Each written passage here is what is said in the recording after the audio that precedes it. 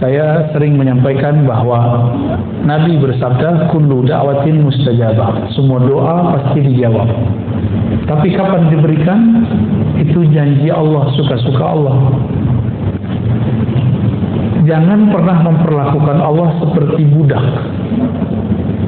apalagi memperlakukan Allah seperti anak buah. Minta sekarang, jadi sekarang juga. Allah itu Rabbul Alamin. Rabbun bahasa Arabnya dapat diartikan tuan, pemilik. Kita justru dimilikinya, bukan kita yang memiliki Allah. Jangan kebalik-balik.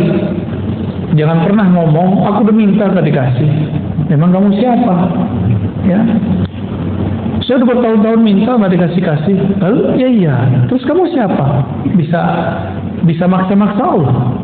Memang Allah bapaknya, memang Allah anaknya, memang Allah anak buahnya, kan bukan. Kita nggak berbuat apa-apa untuk Allah, terus minta-minta sesuatu, malu. Pilih, tidak minta dikasih, minta dikasih tapi waktunya suka-suka dia. Pilih mana Pak? Nggak minta. Apa yang harus dilakukan? Tunaikan tuntutannya. Apa yang dituntut dari kita? Wa'bud rabbaka hatta ya'tiyal yaqin. Sembahlah Allah, kenalilah Allah sampai kamu benar-benar yakin. Ya, ada tuh di belakang. Kan? Kalau terjemahan biasanya yakin diartikan al-maut. Kalau saya enggak, ya, maut udah pasti. Kalau al-maut, kenapa enggak ditulis saja di situ wa'bud rabbaka hatta al-maut? Maka terjemahan kita lain. Al-yaqin, yakin. Yakin itu al-i'tiqad al-jazim, keyakinan yang mantap kepada Allah Subhanahu wa ta'ala. Wa'bud dapat diartikan wa'rif, kenalilah Allah sampai kamu yakin. Dan yakin itu banyak tingkatannya, kita sudah tahu. Ilmu yakin, ainul yakin, hakul. Nah yang dimaksud di situ di atas hakul yakin itu namanya yakin. Gak ada lagi tambah-tambahan ilmu yakin, ainul, gak ada tambahan itu lagi. Hakul di atas itu semua, itu namanya al-yakin, alif lam, keyakinan yang sempurna. Al-yakin bahasa Arabnya dapat kita artikan kamu percaya tanpa syarat. Percaya tanpa syarat, bisa nggak? Jadi kalau versi saya Pak, kan yakin biasanya kita artinya 3 ya, ilmu yakin, ainul yakin. Ilmu itu teori, karena yang nyampein orang terpercaya, maka kita percaya. Kalau ainul yakin, kita melihat sendiri buktinya, tapi belum merasakan. Kalau hakul yakin, kita merasakan. Kalau al yakin, rasa tidak rasa, kita yakin tanpa syarat. Bisa nggak? Kayaknya susah ya. Kalau nggak rezekinya lancar, nggak baca waqiah ya. Jadi kalau seandainya rezeki nggak nambah karena duha, nggak mau duha lagi. Bener? Kayaknya begitu sih ya. Kenapa semuanya harus bersyarat sama Allah? Allah memberi kita tanpa syarat. Saya mau tanya, kita nyembah Allah untuk Allah atau untuk kita? Untuk kita. Di surat Luqman, bersyukur kepada Allah itu bukan untuk Allah. Linafsi, siapa yang bersyukur kepada Allah kembali ke dirinya sendiri. Jadi Allah nggak butuh kok syukur kita. Jangan GR amat. Ya. La yusakkikannaka fil wa'di 'adamu wuqu'il mau'ud. Janganlah engkau menjadi syak mengenai satu janji bahwa doa pasti dijawab. Tapi waktunya tidak sesuai dengan apa yang kita ekspektasikan. Wa in ta'ayyana zamanuh, meskipun zamannya sudah jelas. Li'alla yakuna dzalika qadhan fi basiratik. Supaya syak kamu itu tidak memadamkan cahaya mata hati. Wa ikhmadan li nuri sariratik, dan dapat memadamkan cahaya dalam sirmu. Jadi ada basirah, ada sarirah. Apa bedanya nih? Ya. Ada basirah, ada sarirah. Basirah itu mata batin. Dengan itulah kolbu melihat. Sarirah itu matanya ruh. Dengan itulah ruh bermakrifat. Dua ya, beda ya. Kalau kolbu itu dibuka lagi, ada lagi yang terdalam, namanya sarirah. Sarirah itu matanya ruh kita memandang dengan itu. Maka kalau disebut ikhmadan li nuri sariratik, kamu jika ragu kepada Allah, maka ragumu membuat kamu bodoh. Kebodohan itu adalah padamnya cahaya ma'rifat. Ma'rifat artinya ilmu. Ya. Kita semua sudah tahu Allah tidak pernah melanggar janjinya. Innallaha la yukhliful mi'ad. Tapi giliran diuji sebentar saja, kita doa belum dikasih, mulai ragu. Benar nggak? Padahal doanya nggak sungguh-sungguh juga. Bapak doa tapi pikirannya kemana-mana. Ya, itu nggak sungguh-sungguh namanya. Doa yang sungguh-sungguh itu seperti kita datang kepada seseorang meminta pertolongan kepadanya, kita jaga adab di depan dia. Berani nggak kita datang ke seseorang, orang bos, kita minta kepada dia sesuatu pakai proposal. Tuan, Bapak, mohon bantu acara kami, masjid kami, atau usaha kami. Tiba-tiba handphone bunyi, berani angkat nggak? Kalaupun diangkat dimatiin, benar nggak? Nah, kalau lagi zikrullah, pikirannya macam-macam, keluyuran, ditarik lagi nggak? Dibiarin aja ya. Nah, itu bedanya kita. Maka wajar, sebenarnya mohon maaf ya, zikir-zikir kita itu nggak ada yang diangkat sebenarnya. Nggak ada Pak, nggak ada yang khusyuk soalnya. Salat Bapak tadi itu nggak ada yang diangkat.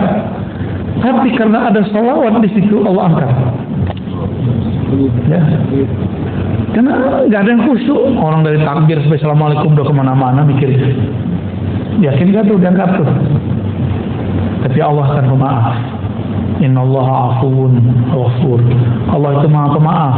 Masalahnya mahar maaf itu ada. Bersalawat kepada baginda Rasulullah sallallahu alaihi wasallam. Kita masuk ke hikmah berikut ya.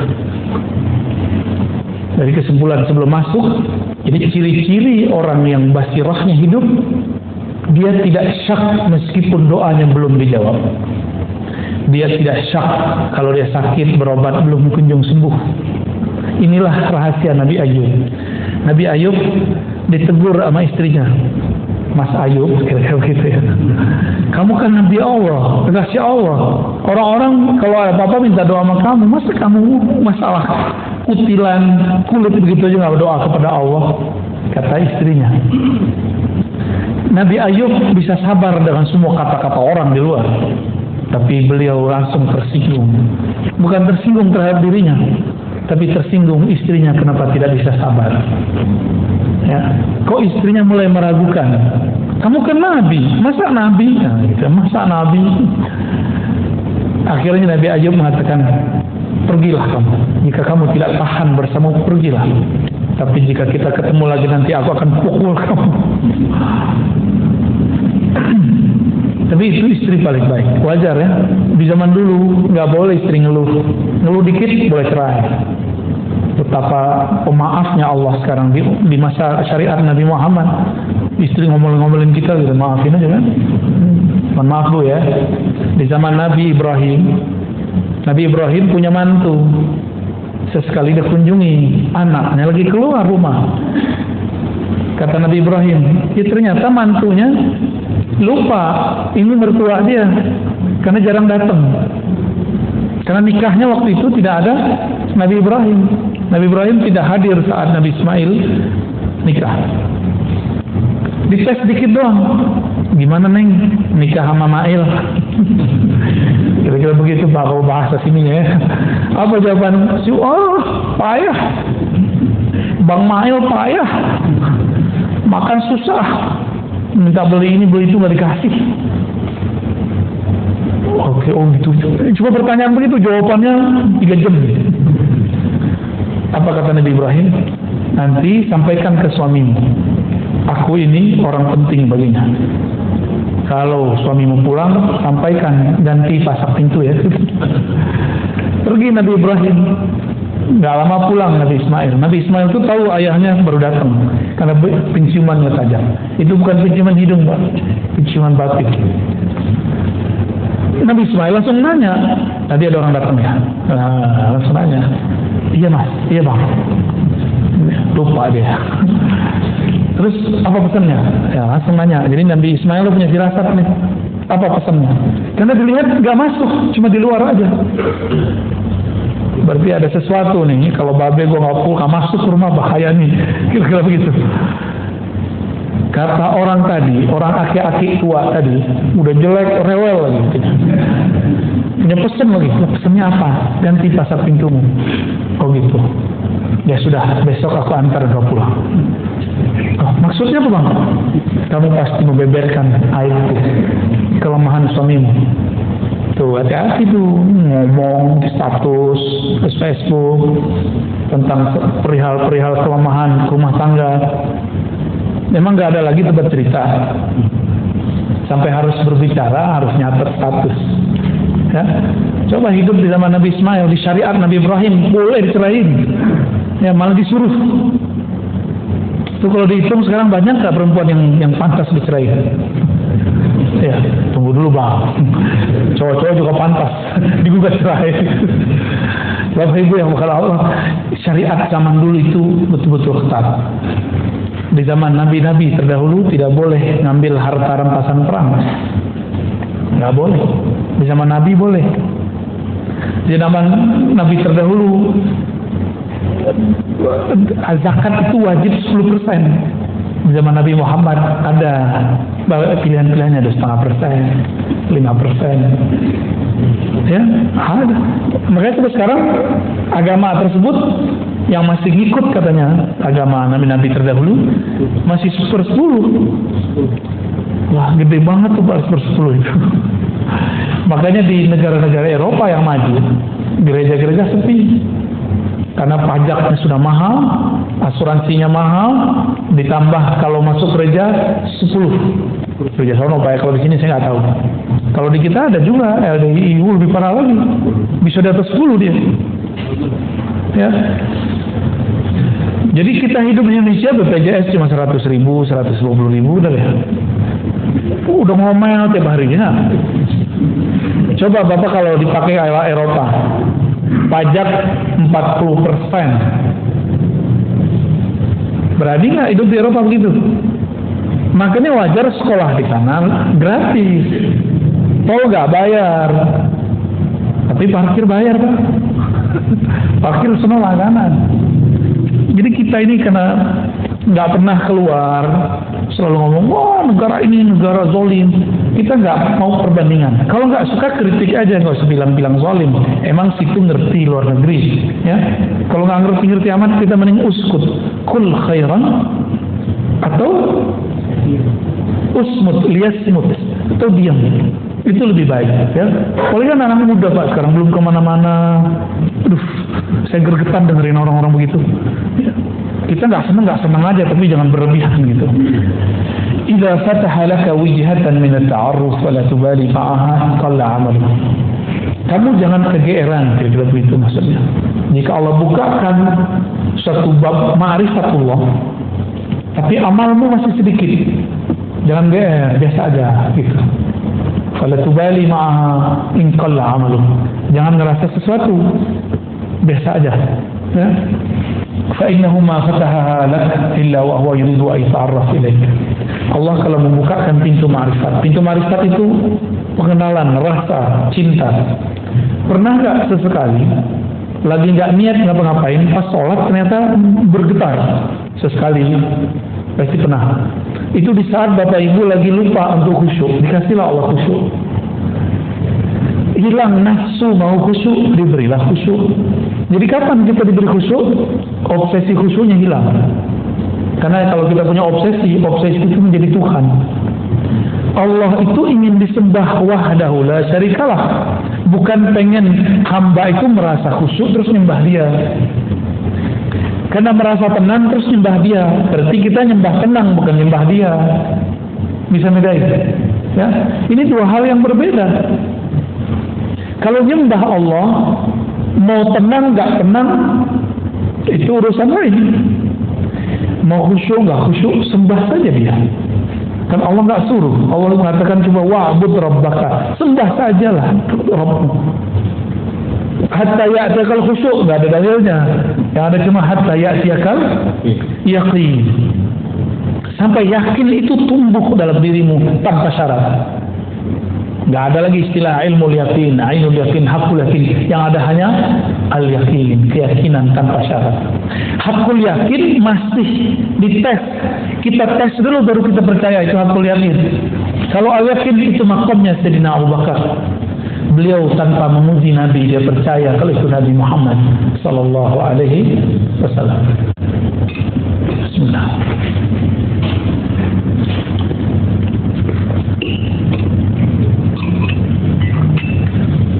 Kalau Allah membukakan rasa, zikir terasa ringan. Biasanya nggak bisa tahajud jadi bisa tahajud.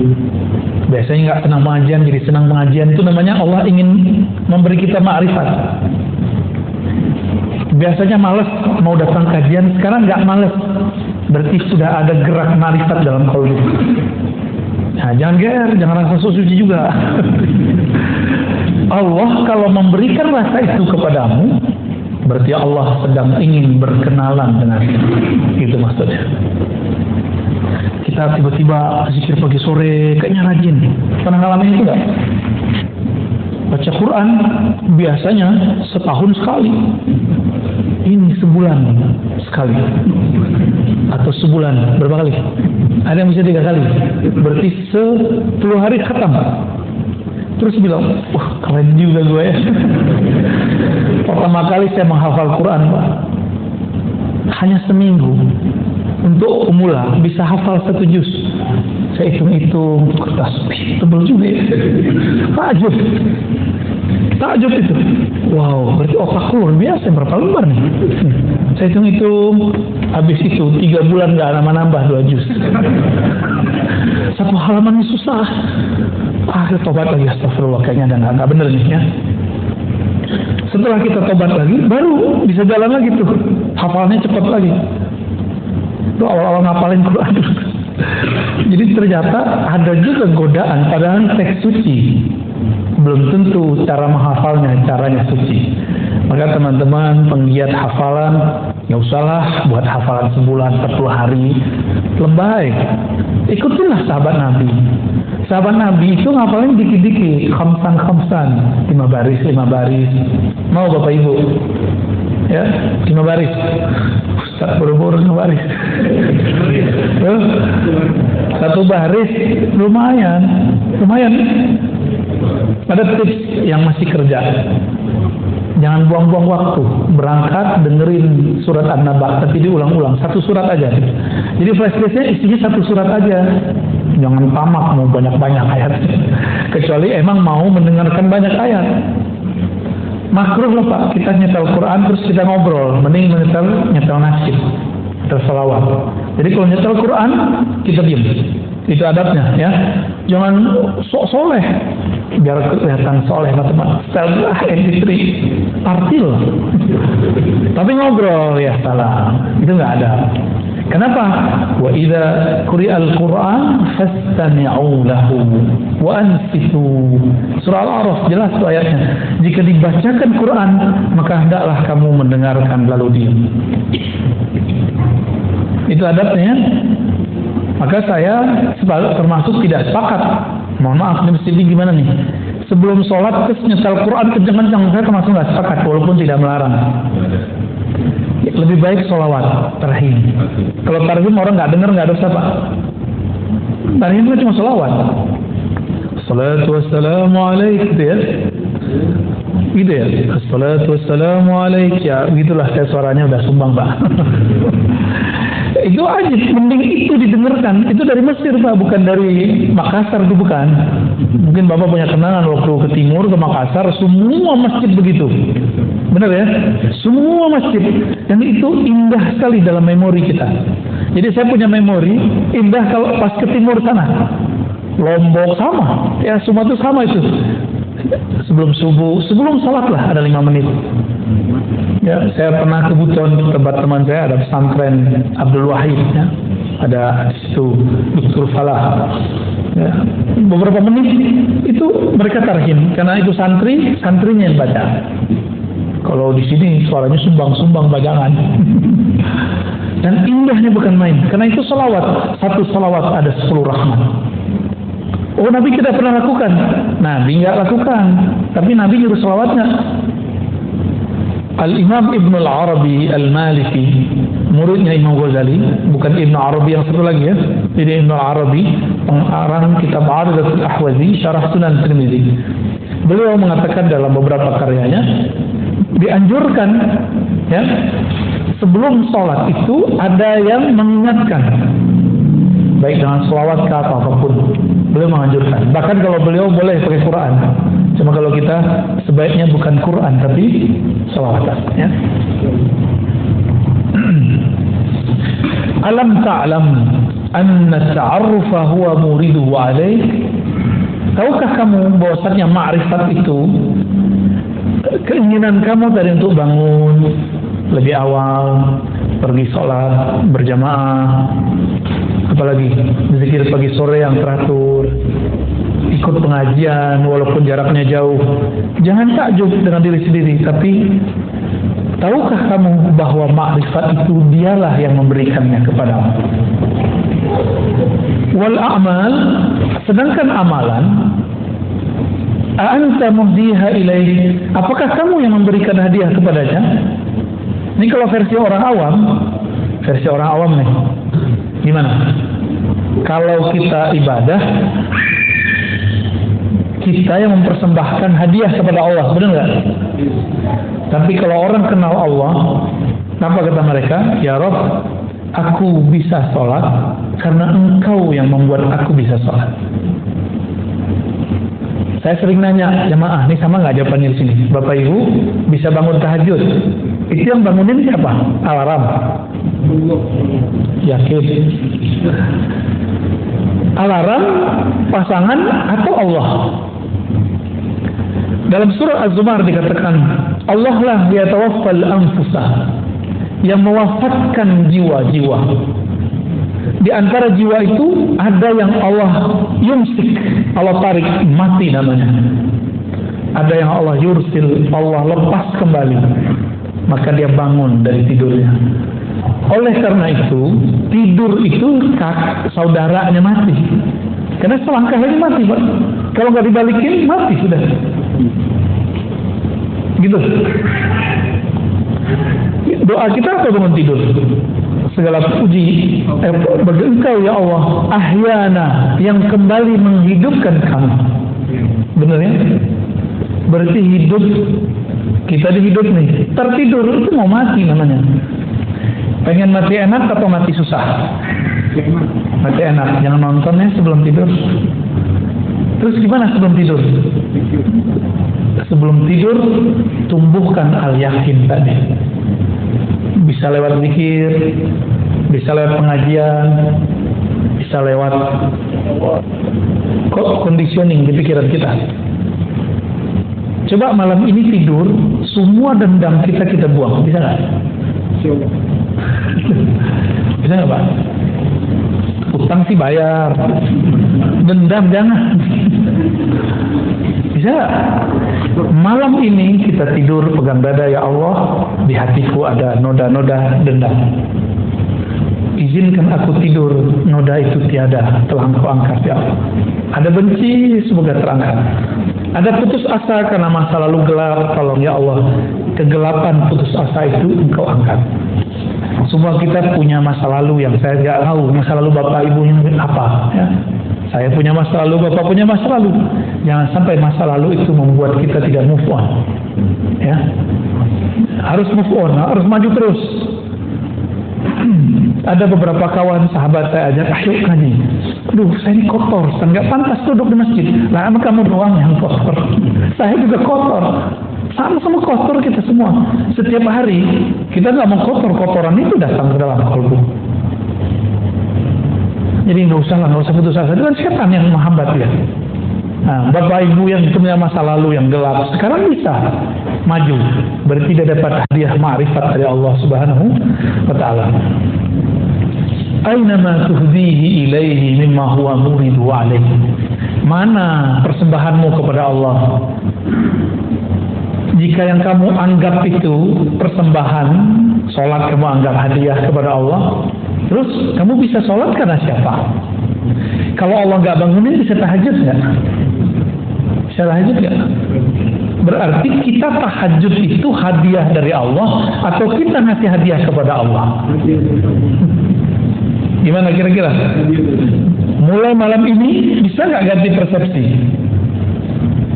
Tahajud itu tanda terima kasih. Itu yang dimaksud Nabi waktu Aisyah bertanya. Ini nggak pernah diungkap Pak sebelumnya. Jarang orang mengungkap ini. 1-2 paling kiai kita yang mengungkap ini. Karena selama ini kajian hikam cuma di pesantren-pesantren, di majelis-majelis tarekat. Orang Majapos berapa kali kirim Fatihah ya. Embus juga ya. Tapi kita buat kajiannya ya mohon maaf weekday begini ya. Hari Senin lagi ya. Ya, alhamdulillah. Itu namanya ta'aruf, ma'rifat masuk dalam kolbu. Mau hari apa jadi? Nabi ditanya oleh Sayyidatuna Aisyah, kenapa engkau masih sholat sebanyak itu wahai Rasulullah, sampai kakimu kapalan wahai Rasulullah, sedangkan engkau diampuni dulu, sekarang dan nanti. Apa jawaban Nabi? Afala an akuna abdan syakura. Apakah aku tidak boleh wahai Aisyah menjadi hamba yang berterima kasih kepada Allah? Karena aku dibangunkan malam ini, aku berterima kasih karena dibangunkannya. Aku diizinkan sujud, aku berterima kasih bisa sujud lama-lama. Aku diizinkan masih bisa ngangkat tangan. Allahu Akbar. Di saat orang masih ngorok. Jadi Bapak bisa hidup, datang sekarang, jangan kira dulu, katakanlah terima kasih ya Allah. Di saat teman-temanku istirahatnya adalah tidur atau main handphone atau nonton, Engkau gerakkan aku beristirahat dengan cara mendengarkan hikmah-hikmah dari wali. Al-Imam Ibn Athaillah As-Sakandari dari waliullah di zamannya, kutub bahkan Al-Ghaus ya.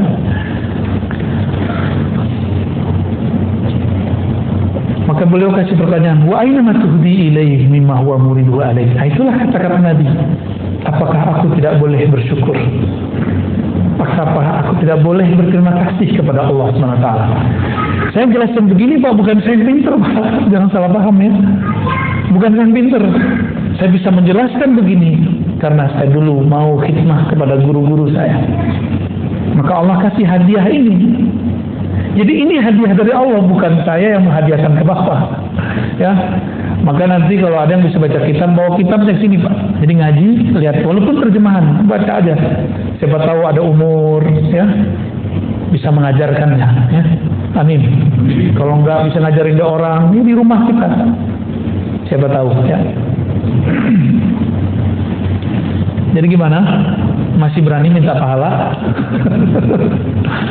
Saya malu mau minta pahala kepada Allah. Ya, pahala itu bahasa Sanskerta berarti balasan. Berani minta balasan dari Allah? Ibarat gini, saya minjem mobil Bapak, saya pinjam nih mobil Bapak hari ini, pulang-pulang bersih, terus saya bilang, mana bayarannya Mas? Ya, saya minjem, terus saya minta bayaran dari pinjaman itu, waras nggak? Jadi sebenarnya banyak orang beribadah itu belum sampai babul yakin. Kalau dibilang nggak waras termarah ya. Masa dengan cuma sholat 5 waktu, sholat tahajud yang berkabut itu, sholat duha yang kusut itu, terus kita berani meminta sesuatu balasan dari Allah Subhanahu Wa Taala. Itu orang nggak tahu posisi dia. Ya kalau bahasa kasarnya nggak tahu diri lah. Berarti dia belum sampai kepada kesadaran ma'rifat. Sholatnya baru sholat nafsu, belum sholatnya seorang yang bermakrifat. Dia nafsu mau dapat sesuatu, dia sholat. Mengoboga sholatnya memperlancar dia dapat sesuatu. Itu nggak baik ya.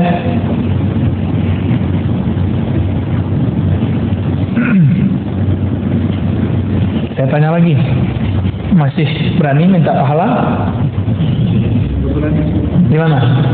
Paham nggak saya ngomong apa tadi? Paham ya? Hikamnya berat Pak, tapi insya Allah saya bahasakan bahasa ringan. Apa yang kita lakukan dari ibadah, zikir, belajar, semuanya adalah hadiah ma'rifat dari Allah. Karena itu hadiah darinya, pantaskah kita selesai menerima hadiah terus minta hadiah lagi? Gitu, hadiah pahala. Saya rasa nggak pantas. Maka saya mengimbau diri saya sendiri dan kita semua yang hadir cukup meminta pahalanya. Maka benarlah imam-imam kita mengajarkan sholat, lalu selesai sholat bacanya lillahi astaghfirullahaladzim. Sebelum sholat membaca astaghfirullah, asyhadu an la ilaha illallah, asyhadu anna rasulullah, usolli fardal maghribi atau fardal isya'i, bla bla bla bla, belakangnya lillahi ta'ala. Itu wajar supaya nggak minta macam-macam, ya. Kalau masih minta macam-macam berarti belum dapat ma'rifat, baru dapat amal. Gitu. Jadi kalau kita buat dua tuh model cara orang beribadah, ya. Ini banyak-banyak tangan nih, Pak.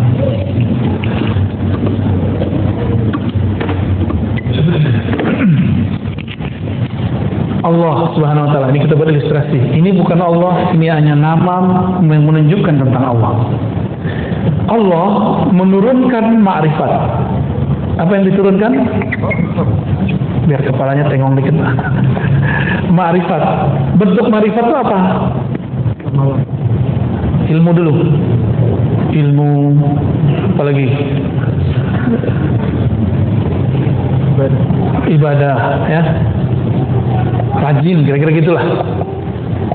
Nah, ini muncul nih. Kepada siapa turun? Abdun, kepada hamba Allah SWT.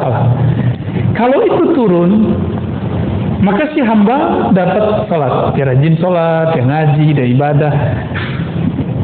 Bapak sedekah, itu harta dari siapa? Masih meminta pahala. Betul, Allah mengatakan satu kali ngasih, 1 kali 700, benar nggak? Yeah. Ini yang ikhlasnya lumayan. Kalau ikhlasnya kurang, 1 kali 10, ini standar. Ikhlas nggak ikhlas ini dapat 10. Maka orang non muslim, kalau dia suka memberi, dia dapat 10 keberkahan, walaupun dia non muslim. Tapi kalau dia percaya kepada Allah, langsung naik 700. Tapi kalau dia tidak bersyarat al-yakin, 1 kali tak terhingga. Pilih mana, Pak? Nah, si hamba ini ketika dia sholat, jika dia sudah paham bahwa ini ma'rifat, bagi dia bukan memberi hadiah kepada Allah, tapi dia sedang ibadah itu. Kalau si hamba datang kepada Allah disebut dengan ubudiyah. Apa arti ubudiyah? Penghambaan. Itu artinya, bukan ibadah, penghambaan. Jadi sholat itu bukan lagi untuk minta pahala. Maka saya berharap jamaah kita malam ini mulai dewasa rohaninya. Jadi kedewasaan rohani ditandai dengan sholat tidak minta sesuatu lagi kepada Allah. Siap malam ini? Nggak minta khusyuk, nggak minta tenang, nggak minta pahala, nggak minta surga. Yang diminta cuma Allah, pemilik surga dan neraka. Itu. Allah mengatakan, aqimis salata li dzikri. Surat Taha ayat 14. Salatlah kamu untuk sekedar mengingatku. Bukan supaya tenang. Ingat saja, aku nanti pasti tenang. Karena kalau orang dia mencari ketenangan, dia nggak pernah tenang. Emang tenang itu apa? Tenang itu di saat dia lupa mencari ketenangan. Kapan dia lupa mencari ketenangan? Di saat dia lupa apa yang harus ditenangkan. Yang harus ditenangkan? Pikiran, hati. Lupakan itu, baru masuk ke zikrullah. Maka zikir itu ada tingkatannya 3. Tingkatan zikir, Pak. Pertama, zikir menyebut. Ya, ini tingkatan zikir nih. Kalau kita buat tingkatan zikir, zikrullah, ya.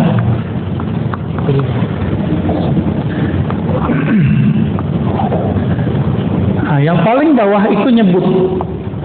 Sebut aja dulu, mau 100, mau 2.000, sebut aja dulu.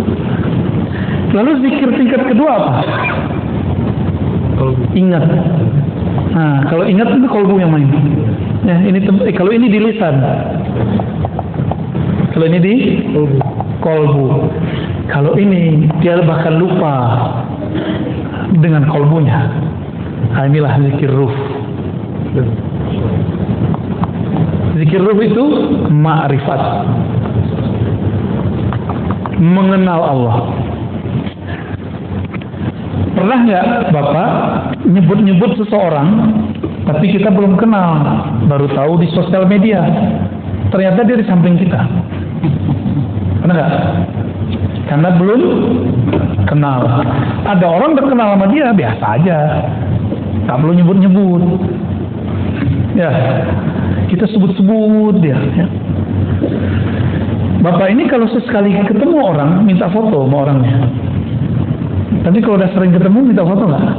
Enggak, ada fotonya di kolbu. Ya, nggak perlu minta begitu.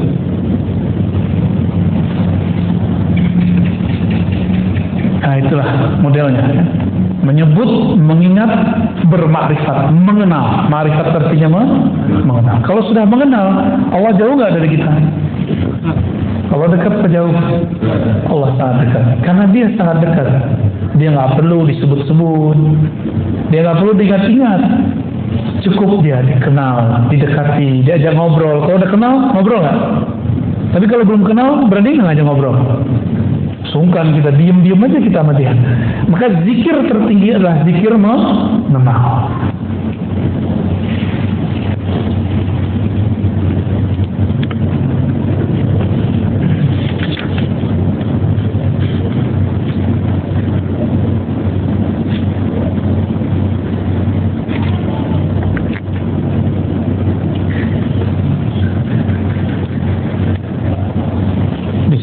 Ada beberapa penjelasan panjang ya. Tapi kalau saya bacain penjelasannya, hikmahnya nggak banyak dapat Pak. Ya cukupkan ya. Hikmah baru aja lagi. Ya. Hikmah keberapa nih? 6. Ada 6 ya?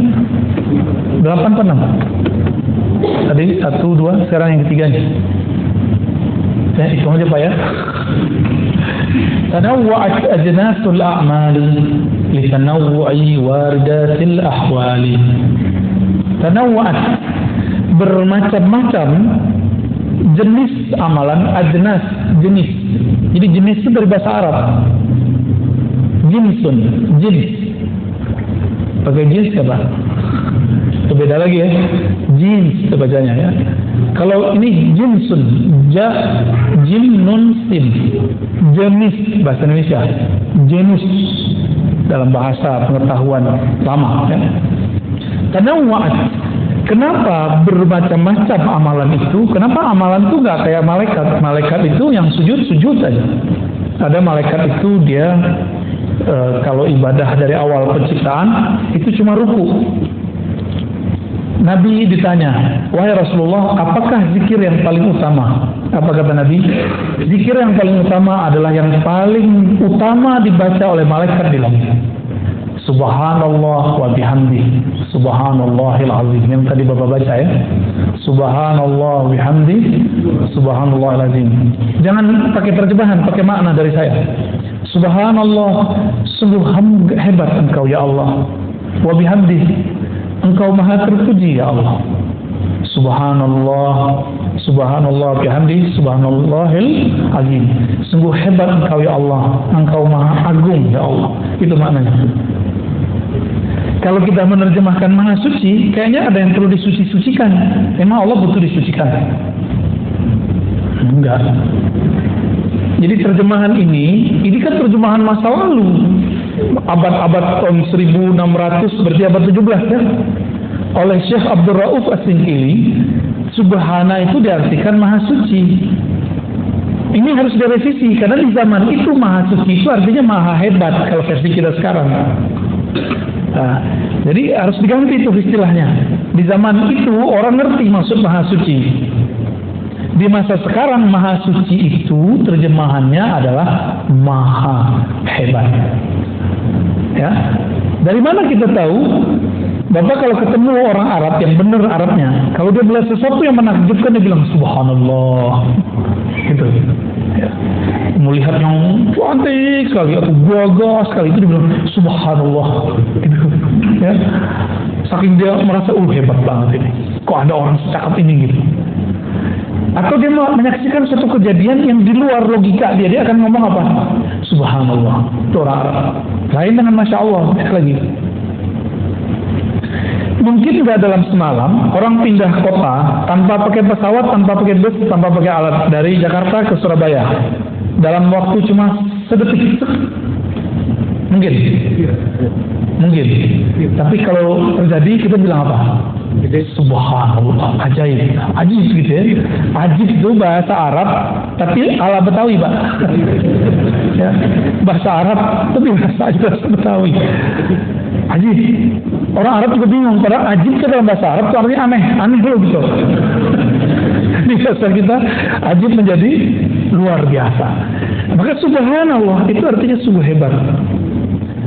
Saya menganjurkan Bapak Ibu kalau nonton itu yang ditonton penemuan ahli-ahli ilmu, ilmuwan kita mengenai darah, hebatnya jantung, dahsyatnya otak, satu molekul di tubuh. Aduh, kalau kita lihat itu tubuh kita langsung bertasbih lagi, Pak. Baik. Amalan itu banyak jenisnya karena pemberian Allah juga beragam bentuknya. Itu hikmah malam ini. Kenapa ada zikir subhanallah, ada zikir Allahu Akbar, ada zikir la ilaha illallah? Karena rahasia yang Allah mau beri juga beragam. Allah kaya atau miskin? Kaya. Karena dia kaya, maka dia ingin memberikan kita macam-macam hadiah. Bapak punya teman nggak orang yang tajir? Tajir baik hati, sering ngasih hadiah nggak? Kalau nggak pelit, medis. Apabila ada orang kaya, dia suka ngasih hadiah sama kita karena dia senang. Pasti hadiahnya macam-macam. Kadang ini, kadang itu, kadang ini, dan kadang-kadang surprise. Allah lebih kaya daripada yang kita bayangkan. Dia ingin kita menerima itu. Tapi Allah Subhanahu Wa Taala ingin kita siap menerimanya. Allah nggak butuh tasbih, kita nggak butuh. Allah nggak butuh sholat, kita nggak. Yang Allah mau dari kita adalah engkau siap-siaplah menerimanya. Itu. Kita mau kasih motor ke anak kecil umur 10 tahun. Tanda sayang atau bunuh? Ya, konyol atau hebat? Konyol.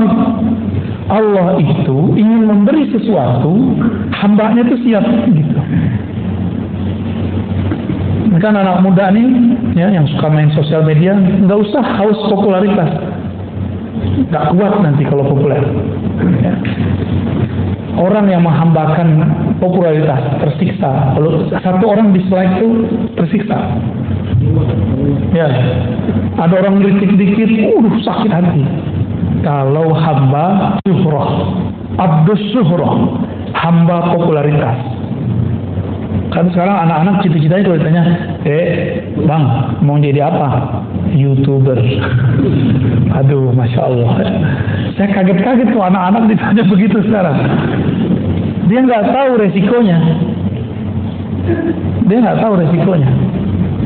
Orang kalau sudah terkenal dengan satu brand, dia harus memaksakan dirinya seperti itu. Dan itu sandiwara yang paling menyiksa diri. Coba tahu orang yang nyanyi pop, yang umuran Bapak itu loh, Pak. Ya, itu kan yang di Indonesia. Kan ada tuh yang orang Palembang tuh siapa namanya? Yang pernah di TVRI terus dipecat. Bukan, masih hidup. Siapa namanya gitu? Itu kan keluarga dia keluarga musisi segala macam. Itu terkenalnya ngepop, tapi di rumah ngedangdut, Pak. Tapi kalau dia main dangdut di luar, itu merusak brandingnya. Itulah popularitas. Ya. Saya dulu pernah diundang oleh seorang motivator bersama teman-teman saya. Kebetulan waktu itu kita ngurusin lembaga dakwah. Si motivator ini ingin mengajari ustadz. Nah, ini coba. Hebat ya. Hebat bener ya. Ingin mengajari ustadz nge-brand dirinya. Nah, kita tuh harus nge-brand diri ya. Oh, kita dengerin aja dia main. Nge-brand oke, bagus. Akhirnya Ada yang nge-brand diri pakai warna baju. Ya kan? Ada kan ustaz dengan baju tertentu? Ya boleh-boleh aja sih Pak. Dulu ada rame tuh Pandawa 5 tuh ada kan?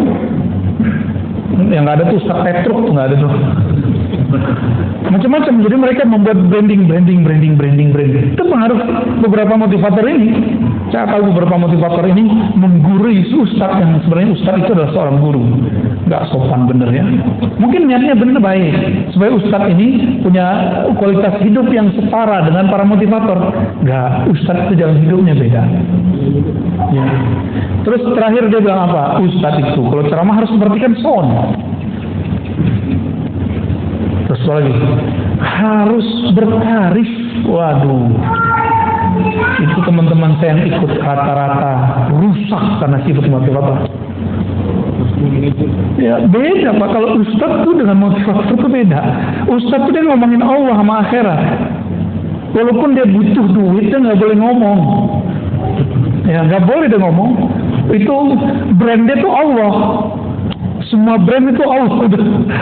Jadi gak ustaz tuh kemudian harus di-brand dengan warna baju, di-brand dengan biar terjaga brandnya, kalau datang harus mobilnya bagus. Gak mesti. Kalau ada rezeki ya beli mobil, kalau enggak ya apa adanya aja. Ustaz tuh harus pakai baju tertentu, apa sorban tertentu, ya salam itu nyiksa diri. Apakah dengan miring sedikit begini ilmunya berkurang Pak? Gak ada urusan. Kok Pak ini miringin dikit, emang berubah? Gak berubah ilmunya. Kalau emang ilmu ada di dalam gak akan berubah. Saya datang di sini pakai sarung, pakai gamis. Bapak kan udah kenal, Bapak biasa aja, ya kan? Karena saya juga biasa, Bapak biasa juga kan? Saya datang sebagai orang biasa, nggak pakai tarif-tarifan. Bapak santai kan? Kalau nggak Bapak deg-degan juga Pak. Kita udah bayar nih, udah panjer nih, deg-degan juga. Maka di Quran di surat Yasin itu jelas kalam Allah. Ittabi'u man la yas'alukum ajra. Ikutilah orang yang tidak minta tarif. Mereka lah orang-orang yang dapat hidayah. Kalau bahasa Imam Malik, wa ma lillahi baqiyah. Satu karir, karya, kinerja, dakwah karena Allah pasti kekal. Kita ini gak ada yang sempurna Pak, tapi kalau kita nempel kepada Allah, sempurna jadinya. Semua kita punya dosa, tapi kita nempel kepada ampunan Allah, kita diampuni oleh Allah. Salat kita nggak ada yang bagus, tapi kalau kita nempel kepada ridha Allah, Allah akan baguskan salat. Ya. Ketika seseorang baca Alhamdulillah, maka akan ada satu kondisi di kalbunya kalau dia berkoneksi dengan Allah. Pahami dulu makna Alhamdulillah. Alhamdulillah artinya thanks God. Ya, syukran ya Allah. Terima kasih ya Allah.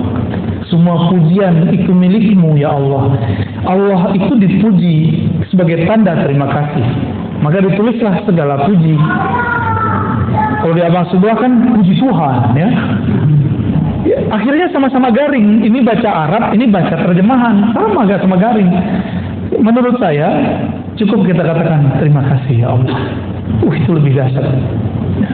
Ya, syukran ya Rabb. Itulah rasa syukur. Syukur ya Allah gitu artinya. Kalau baca Allahu Akbar, apa yang dirasakan?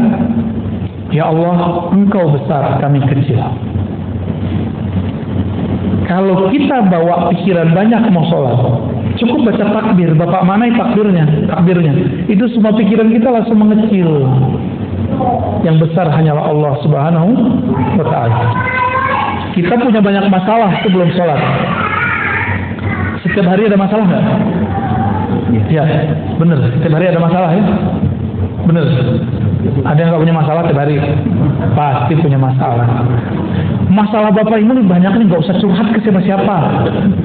Ya, nggak usah curhat ke ustaz, nggak usah curhat ke teman, nggak usah curhat kepada. Cukup katakan Allahu Akbar, ya Allah masalahku banyak, tapi Engkau ampunan rahmatnya, bantuannya lebih banyak, jalan keluarnya lebih banyak. Itu selesai cepat itu Pak. Selesai cepat itu. Jadi kita ini mentok karena kita jalan lewat jalan buntu. Coba mundur dulu, kan nggak mau mundur. mundur, cari yang baru. Maka zikir itu membuat orang mau mundur dari kesalahannya supaya maju mencari yang benar. Itu yang disebut taubat. Ya, jadi pribadi taubat itu bukan pribadi yang sering baca astagfirullah. Itu namanya bacaan istighfar. Ya, taubat itu pribadi yang tidak menyalahkan siapa-siapa, tapi dia menyalahkan dirinya. Dia ketemu pakai GPS salah, tahu GPS nih. Ya bukan begitu. Kenapa dia nggak mau nanya sama orang? Ini kan udah tahu ada orang, hanya ke GPS. Apalagi zikirnya, salawat. Salawat itu mencakup zikir-zikir yang ada. Jadi kalau saya salawat, Bapak Ibu, Bapak salawat, itu tadi zikir kita yang tadi kebawa semua sama dia. Kenapa? Saya mau tanya Pak, sholat kita zakat ya. Allah zakat nggak? Allah sholat nggak? Allah haji nggak? Allah umrah nggak? Allah puasa nggak? Tapi Allah sholawat nggak? Berarti sholawat spesial nggak? Di saat seseorang bersolawat, dia sedang satu frekuensi dengan Allah. Itulah sana, lebur dalam cinta. Maka dia bersolawat. Salawat itu artinya, ya Allah, sampaikan cinta kami kepada Nabi Muhammad. Kalau terjemahannya, ya Allah turunkan rahmat ke Nabi Muhammad. Emang Rasulullah masih butuh digituin? Enggak. Ini saya kasih artinya Pak ya. Apa arti salawat? Ya Allah, sampaikan cinta kami kepada Rasulullah Sallallahu Alaihi Wasallam. Baru tuh ada rasa tuh ketika bersolawat. Jangan terjemah lagi sholat, tapi maknai sholat itu. Itu aja bedanya kalau kita belajar hikam dengan belajar terjemah. Saya yakin kalau orang sini belajar terjemah, 2 kali pertemuan kabur.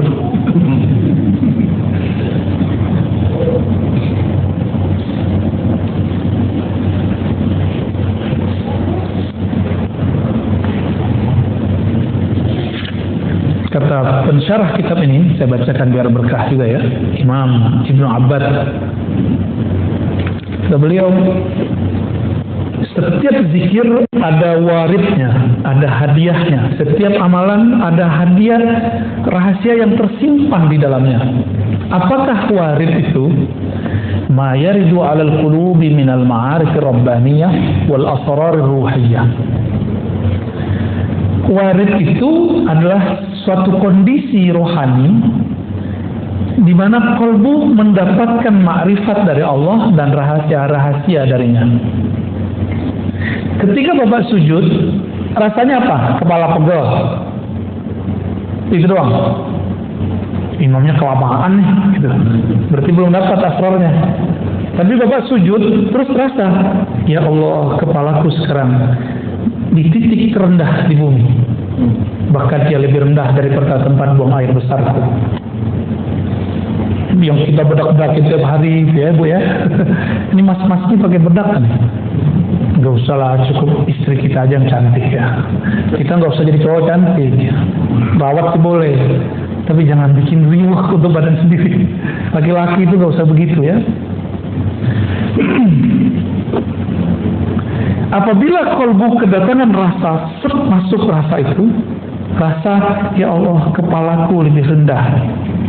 Aku taruh serendah-rendahnya, bahkan lebih rendah dari tumitku. Itu Bapak kecanduan sujud kan Pak? Enak sujud begitu. Terasa tuh nikmat sujud. Tapi temukan sendiri rasa itu ya. Tapi itu kunci-kuncian yang kita kasih. Jadi kalau zikir, saat sujud, itu yang kita rasakan. Jangan ngayal kemana-mana. Nabi kasih benefit.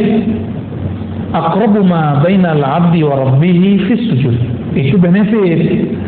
Sedekat-dekat hamba kepada Allah lagi sujud, ya, maka berdoalah kepada Allah. Kan begitu di hadisnya. Nabi kasih jalan kalau orang masih mau doa. Tapi sujud yang sebenarnya masih perlu doa nggak? Nggak perlu lagi doa. Sujud itu sudah di dalamnya doa, ya. Karena Nabi setiap kali memintakan syafaat kepada Allah untuk kita, Nabi sujud dulu. Dan nanti di akhirat Bapak Ibu, Nabi itu makhluk paling sibuk. Dia nggak sempat mikirin diri sendiri. nggak sempat mikirin siapa-siapa dalam dirinya. Yang dipikirkan ummati. Setiap kali mau lewat itu ada datang orang cari, wahai Rasulullah bantulah kami, wahai Rasulullah bantulah kami. Di tangannya sudah ada daftar orang yang dia mau bantu.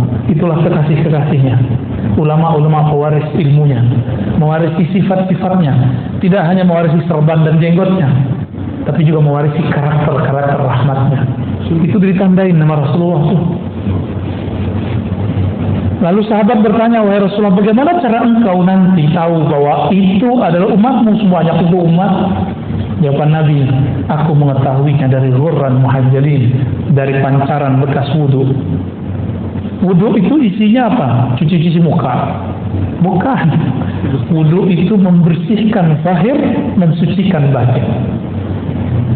Sebagaimana Allah memandang kalbu manusia, maka di akhirat Nabi diizinkan memandang kalbu manusia. Ya. Kalau di dunia Nabi tahu, dikasih tahu isi hati orang, tapi nggak boleh berhukum. Itulah yang terjadi ketika ada orang bapak Khawarij datang, Nabi nggak bolehin bunuh karena dia belum menunjukkan kekasarannya.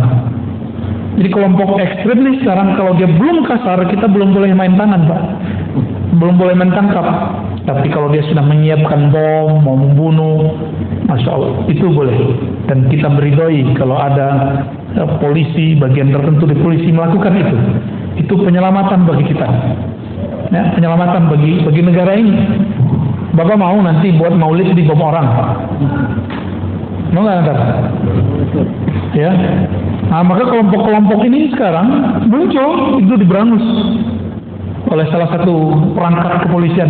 Kita doakan mereka supaya tetap tulus kepada Allah Subhanahu wa taala, ya. Salat ada rasa, di situ ada rahasia. Zakat ada lagi rahasianya.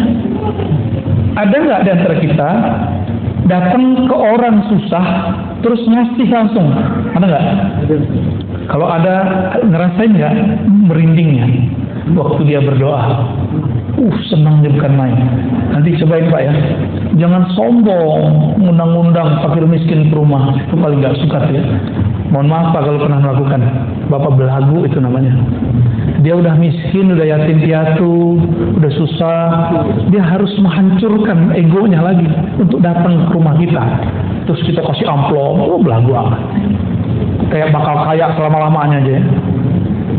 Kalau benar mau ngasih, datang ke mereka atau ajak mereka kemana. Jangan bawa mereka ke rumah kita.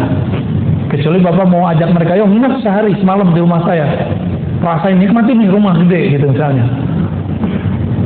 Kalau gitu nggak apa-apa. Datang pengen sukses, minta doa, ngasih cuma 500.000. Pengen dunia akhirat, ya salah. Apalagi hafiz-hafiz Quran, cemen amat antum, mau cuma dibayar 500.000 terus khataman di situ, ya salam ya. Terlalu rendah itu Quran, khataman begitu. Kalau mau khataman aja ya. Jangan cuma dengan duit-duit segitu kemudian kita merusak warisnya. Jadi apa yang membuat zikir-zikir amalan ini terhambat? Jadi sir dari Allah mau turun, rahasia dari Allah mau masuk ke dalam kolbu, tapi terhalang. Karena di kolbu kita paling dalam, kita meniatkan amal itu bukan untuknya. Gitu.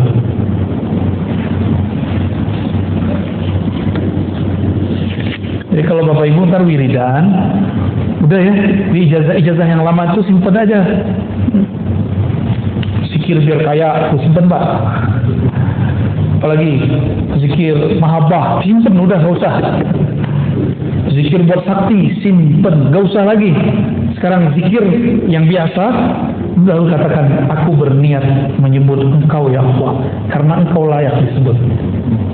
Aku memujimu ya Allah, karena Engkau layak dipuji. Aku menyembahmu ya Allah, karena Engkau layak disembah, bukan karena aku pengen jadi kaya. Aku baca surah Al-Waqiahmu ya Allah, karena Engkau layak ayat-ayatmu dibaca, bukan karena pengen usahanya lancar. Bisa nggak begitu? Itu baru tasawuf. Jadi tasawuf itu bukan wiridan untuk sesuatu ijazahan, mahar, bukan, itu bukan tasawuf. Itu pseudo tasawuf. Ya, tasawuf palsu. Tapi boleh nggak? Ya boleh, silakan. Cuma ta'idtum, ta'ban, selamat lelah. Ya. Ini saya kasih contoh Pak. Ini kan pengalaman saya sendiri. Saya baca surat tertentu, ayat tertentu dengan angka tertentu supaya saya dapat rezeki besok atau besoknya lagi. Udah selesai semua wiridannya ribuan sampai ngantuk, nggak tidur kan kita ngantuk. Tunggu besok nggak datang batu rezeki. Capek kan? Capek. Padahal simpel aja, nggak usah wiridan, besok bangun silaturahmi, datangin ahlinya, datangin orangnya, jadi. Ini malah pakai wiridan, nggak nyambung. Zikir itu senjatanya murid, betul. Tapi kalau orang sudah arif, senjatanya bukan wiridan, senjatanya kenalan, ma'rifat. Ya. Kan biasanya sering tuh datang ke kiai, Pak Kiai, ajarin dong doa supaya kaya gitu.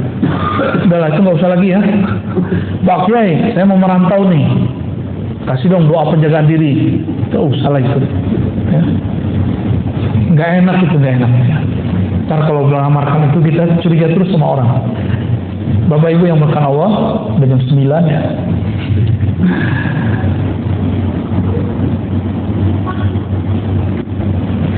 Ketika warid itu datang, kadang-kadang berefek. Ada orang tuh tiba-tiba rajin ibadah. Ada ketika datang sir itu dia nangis. Ada yang ketika datang rasa itu dia rindu. Nah, dan kita praktekin Pak.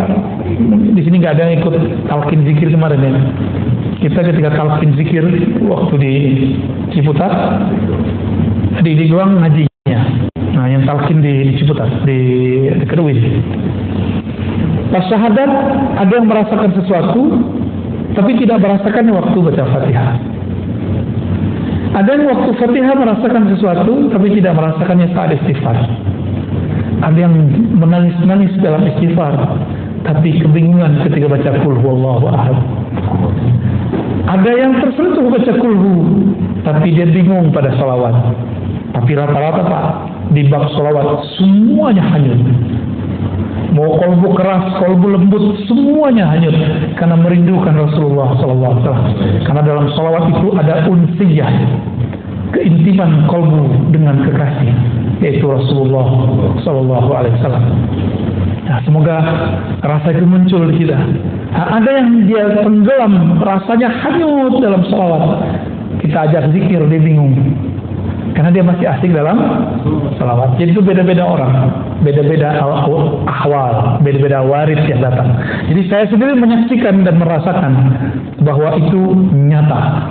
Beda amal, beda bacaan, beda gerakan, beda aktivitas, beda rahasia yang diturunkan dengan Allah Subhanahu wa Ta'ala. Maka rahasia dalam salat beda dengan zakat, beda dengan puasa, beda dengan haji, beda dengan umrah. Semoga yang hadir malam ini tidak lagi ibadah minta pahala. Amin. Semoga yang hadir malam ini tidak lagi beribadah pamrih. Amin. Bukan lagi karena pengen dapat surga, bukan lagi karena dijauhkan dari neraka, bukan lagi karena pengen dapat ketenangan dan khusyuan. Semoga yang hadir malam ini beribadah karena Allah layak disembah, karena Allah pantas dipuja-puji. Itulah ibadah yang mutlak. Orang inilah yang disebut oleh Allah abdi, hambaku. Kalau yang mencari ketenangan disebut hamba sakinah. Yang mencari khusyuk, abdul khusyuk. Yang cari popularitas, abdul syuhur. Yang nggak mau terkenal, abdul butun. Allah bukan yang begitu. Ya, kunu ibadallah. Jadilah hamba Allah yang mutlak. Barangkali ada 10 menit mau tanya jawab, silakan. Ya, silakan. Dari mana dulu? Kita kasih waktu 10 menit saja. Dan satu pertanyaan saja dikasih waktu.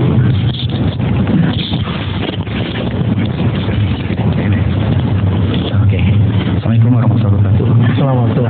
Terima kasih Bu ya. Semoga sehat terus. Amin, amin ya Rabbi. Saya anggap Buya itu adalah guru saya. Terus guru. Karena PNS ini punya guru. Terus saya ingin menceritakan spiritual saya, ya. Dan waktu kemarin saya udah 2 kali, dan terakhir kemarin itu berkat Buya saya amalkan sholat witir itu wajib. Pertama kali ngaji itu sholat witir wajib. Jadi sholat witir saya adalah sebelum tidur. Dari dulu seperti kalau dulu saya melihat setelah sholat tahajud.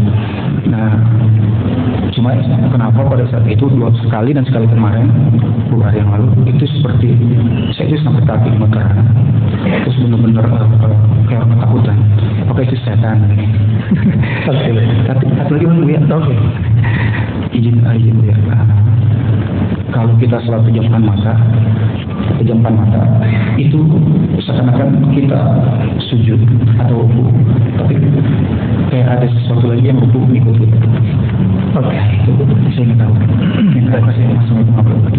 Assalamualaikum. Yang pertama, pas mau witir merasakan sesuatu ya. Pas lagi sholat witir ya. Itu namanya warid. Cuma karena kolbunya belum siap takut. Ya. Tapi kalau kolbunya siap itu nggak akan takut. Nah ini ada tips dalam hadis Abu Daud ya, amalkan ya, supaya nanti kalau mau witir sama aja, mau sebelum tidur atau setelah tahajud sama. Dalam hadis Abu Daud diajarkan kalau mau qiyamul lail bacalah 10 kali subhanallah wa bihamdihi, subhanallah aja 10, alhamdulillah 10, Allahu akbar 10, la ilaha illallah 10. Itu namanya conditioning.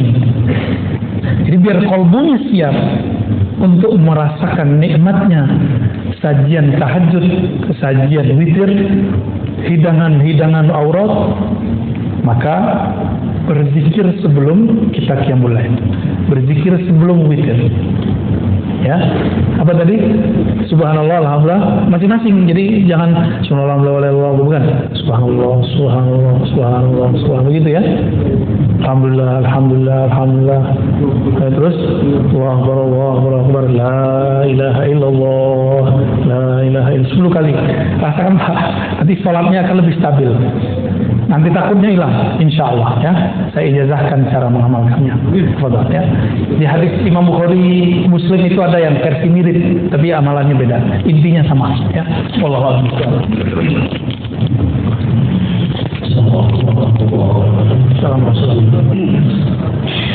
Saya pada pertanyaan yang pertama. Dari mana Pak? Saya dari Komplek Paninggilan Terbaik. Nama saya Muhammad Yunus. Pertanyaan saya pertama tadi dibilang apapun yang kita lakukan ibadah adalah makrifat kepada Allah. Termasuk apa yang dibilang Buya tadi, bahwa seandainya kita mendapatkan sesuatu spesial dari Allah itu adalah makrifat. Terus apa bedanya dengan hidayah? Yang kedua, saya terus terang sebelum subuh selalu melakukan sholat hajat 2 rakaat. Dan lagi-lagi tadi Buya mengatakan bahwa apa yang kita lakukan semua ibadah termasuk sholat. Jangan pikirkan segala hajat kita, yang kita pikirkan adalah langsung saja kepada Allah. Bagaimana kaitannya dengan sunat hajat yang sering kita lakukan? Terima kasih semua. Ya. Nah yang pertamanya saya lupa lah, ingatnya hajat dulu ya. Sholat hajat itu sebenarnya diperdebatkan oleh ahli fikih. Yang ada itu sebenarnya sholat himmah. Idza hamma ahadukum, jika seseorang kamu punya keinginan, atau hamma berarti punya urusan, itu arti hamma. Hadis Abu Daud, hadis Tirmizi juga ada, tapi yang saya ingat nih hadis Abu Daud. Lalu dikatakan di situ, fa'asbiril wudu, salatlah 2 rakaat, sempurnakan wudu'mu, fali rakaat yang salat 2 rakaat. Lalu faliyatullah, doalah kepada Allah.